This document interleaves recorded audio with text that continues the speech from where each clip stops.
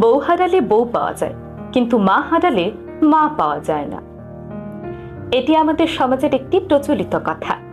মনে হয় বউ যেন ডাস্টবিনের ময়লা, মন চাইলো তুলে আনলাম, আর মন চাইলেও ছুঁড়ে ডাস্টবিনে ফেলে দিলাম। যারা এই ধরনের মনোভাব পোষণ করেন কিংবা এই ধরনের কথা বলেন, তাদের উদ্দেশ্যে কিছু কথা বলি।